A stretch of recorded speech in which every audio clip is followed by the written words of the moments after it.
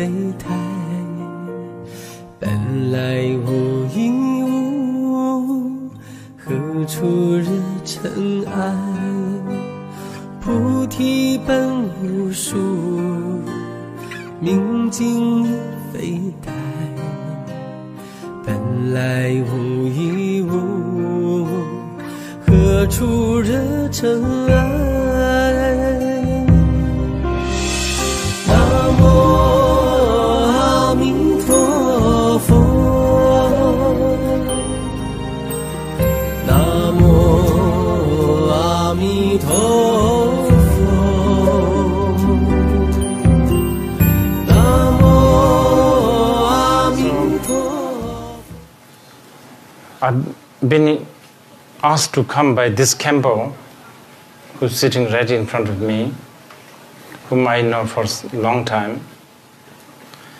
I'm one of those I'm not known for being diligent, but somehow did not really manage to bring a strong excuse to not do this. There are a lot of people here who are studying with this Khenpo. He's very well versed. And I have to particularly mention, recently he translated Platform Sutra. I don't know whether any of you guys know this, Platform Sutra. In a very crude way, you can also call it a table sutra, I guess. It was written by the 6th patriarch of the Zen master. I think my pronunciation is not good, but I think in Chinese he's called Master. And I read it from page 1 to the last page. I mean, he translated from Chinese to Tibetan, which is a landmark translation, I have to say. This is I particularly wanted to mention this because the Tibetans are not known for being open-minded. We think we have everything best. We know the best, and we know everything. Yes, this sooner or later people are going to find out. So I better confess this.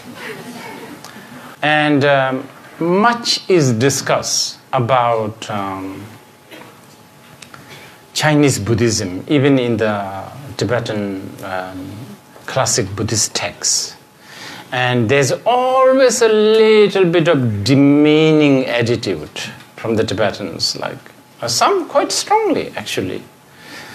Was really misunderstood a lot by almost everyone actually, including some of the greatest known and respected scholars and the masters of Tibetan tradition, except the great Longchenpa, for instance. There are a few who sort of says, wait a minute, this, Chinese Buddhism is not to be dismissed. This is quite a, like great Longchenpa. This is just another reason the Longchenpa was quite special, actually, even during those day and age. Those who don't really know the historical context, it may be not that, special. But if you know the Tibetan Buddhist history and its context, you will really appreciate this. But anyway, the Khenpo managed to translate this, and it has really opened many Tibetan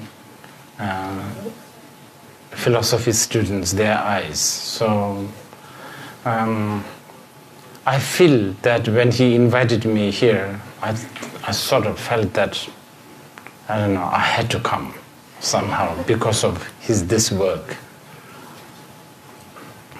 So he will have to translate another book if he wants me to come here again.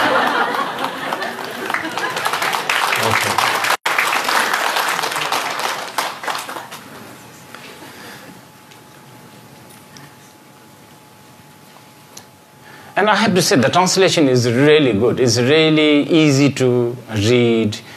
There's some translation in Tibetan.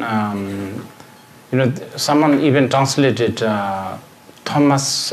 What's the economy book, The Nation. What is it called? The History of Nation or something. It's about economy. Wealth of Nation, right, that one. Someone actually translated that into Tibetan, but it's so difficult to understand because, it was translated word by word, so it was not the most easy to read. There's also a Tibetan translator who translated Sun Tzu's Art of War. I took a lot of interest in reading that, but I have to say the translation is, I think, it was difficult to read for me. I guess because Khenpo is trained already in expressing many of these Mahayana teachings, so I guess it must be at home for him. So anyway, the translation is really good. You guys, those who are reading in English, you should really read Master Huining's, it's called Platform Sutra. There's actually a really good translation. I forgot the translator's name.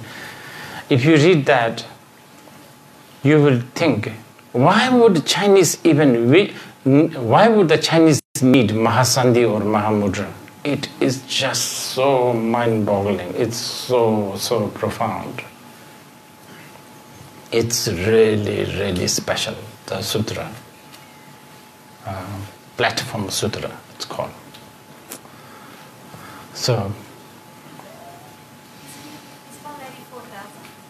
it is? No, not in the, because it's not really spoken by the Buddha. It's actually much later, so Shastra. So it's no. Okay. Namo